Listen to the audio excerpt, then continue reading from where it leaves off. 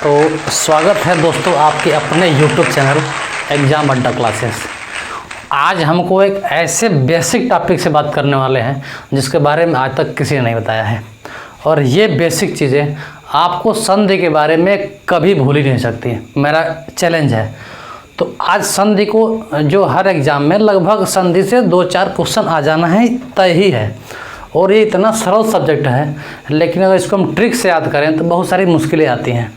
लेकिन अगर इसके हम बेसिक को जान जाएं तो इसको समझना बेहद हमारे लिए आसान होगा।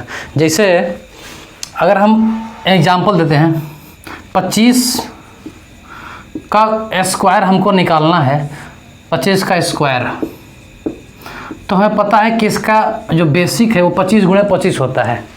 तो ये इसके ट्रिक बहुत सारे हैं। इसको गुणा करके हम 625 ला सकते हैं, जो आता है बेसिक रूप से।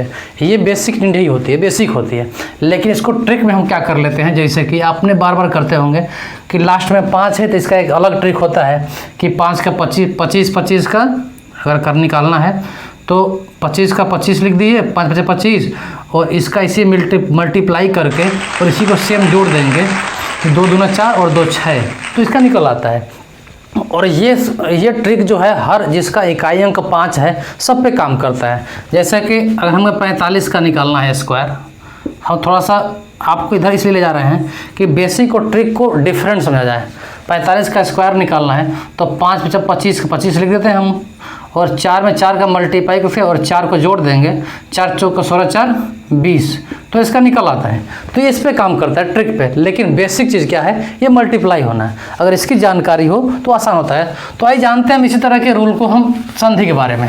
संधि के बहुत सारे ट्रिक आप लोगों ने पढ़े होंगे, लेकिन आज इसका बेसिक जानते हैं। संधि के बारे में बताया जाता है कि इसकी शुरुआत व्याकरण शास्त्र में महर्षि पाणिनि द्वारा की गई थी। तो उन्होंने लिखा है कि एक बार भगवान शंकर प्रसन्न हुए और उन्होंने शब्द वर्ण की रचना के लिए अपने डमरू को 14 बार बजाया।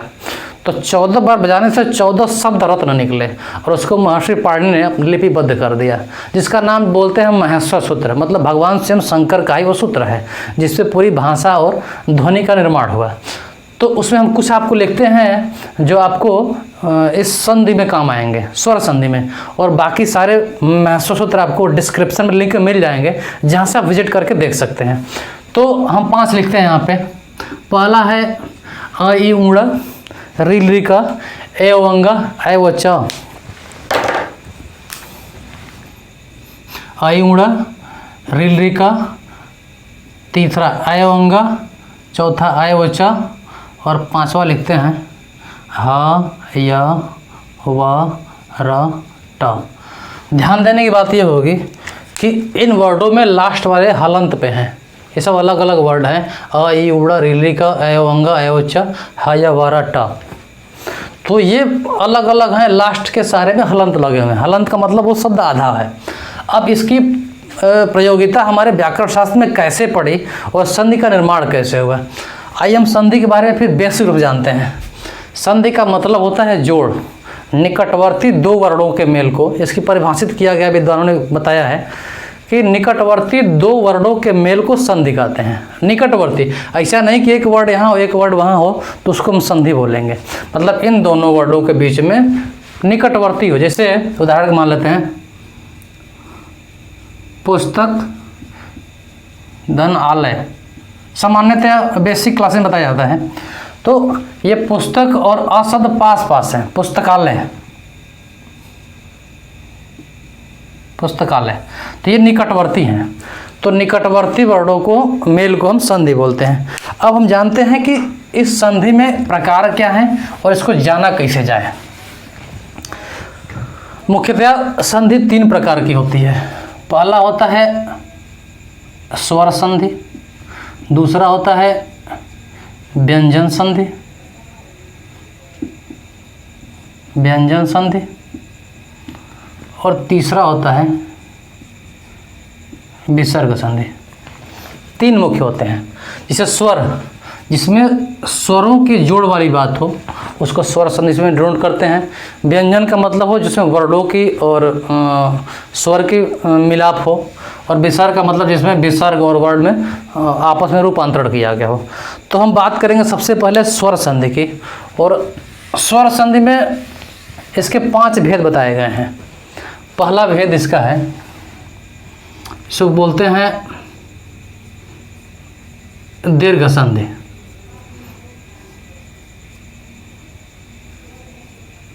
दीर्घ संधि। अब इस दीर्घ संधि को हम महर्षि सूत्र की भाषा में, महर्षि पाणिनि की भाषा में अगर समझ जाएं तो ये हमें कभी नहीं भूल सकता। इसकी एक सूत्र है अकः सवर्णे दीर्घा। अब इसी में इसकी पूरी परिभाषा छिपी हुई है, इसको ध्यान से देखिए आप। अकः सवर्णे दीर्घा। अकः मतलब क्या हुआ, तो हम आएंगे अब महर्षि सूत्र की तरफ। अ से लेके जहाँ तक क आता है वो हमारा होता है अक। इस चीज़ को देखा जाए तो अ ई उ। अब हलंत वाले को नहीं लेंगे, अ ई उ री री, फिर क को लास्ट वाला तो क ले लेंगे। तो इस शब्द को अक को अगर लिखें हम अक को तो इस तरह लिख सकते हैं अ ई यू रे रे और क। ये हमारे हो गए अक। अब ये बता रहा है अक सवर्णे, अक से परे, मतलब अक से परे दोनों के डिफरेंट में सवर्णे अपना ही बिरादर। सवर्ण मतलब बिरादर, समझ सकते हैं अपनी भाषा में। सवर्णे मतलब बिरादर, मतलब अक से परे अपना ही भाई होने पे उसमें दीर्घ हो जाता है। जैसे अ के 2 भाई हैं, इसको इस भाषा में जाना जाए। अ के 2 भाई हैं, अ के 2 भाई कौन कौन से हैं, अ और आ। ई के भी 2 भाई हैं, छोटी ई और बड़ी ई। ऊ के भी 2 हैं, ऊ और छोटा ऊ और बड़ा ऊ। री में भी बड़ी री होती है, छोटी री होती है, और री में भी छोटी री होती है और एक सिंपल री होती है, और री में भी एक री होता है और इसमें री होता है, बड़ा होता है। मतलब अगर ये अक आते हैं संधि में आपके, तो इसमें से हमेशा बड़ा वाला ही होगा। और वैसे भारत में बड़े भाई की प्रधानता होती है, सारी जिम्मेदारी बड़े भाई की होती है। तो इस तरह से इसको मान सकते हैं कि अक से परे सवर्ण होने पे, मतलब अगर दोनों तरफ वही है तो इसमें हमेशा बड़े वाला मात्रा होगी। जिससे हम इसको अगर जाना जाए कि परिभाषा, इस संस्कृत की महत्ता हमारे शुद्ध शुद्ध लिखने वाले शब्दों में भी आती है। जैसे हम अगर कह दें कि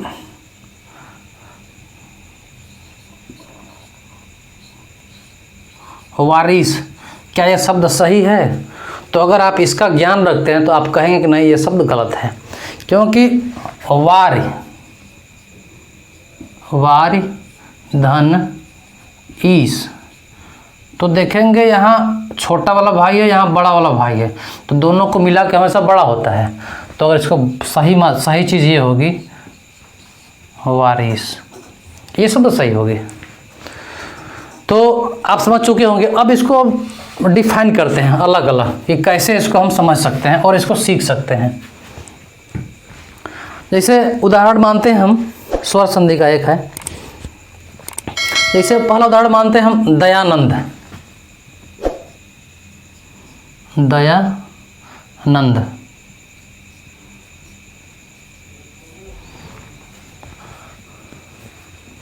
तो इसका सिंपल सा होगा, यहाँ भी आ है, बड़ा वाला मात्रा है, यहाँ भी आ है, तो दोनों को मिला के दयानंद होगा। ये बहुत सिंपल सा है, आप लोग कई बार पढ़े भी होंगे दयानंद। अगला हम जानते हैं ई वाले को। ई वाले को मैंने बताया अभी आपको। ई वाले का अभी आपने बताया हमको वारिस, वारिस हो गया। जैसे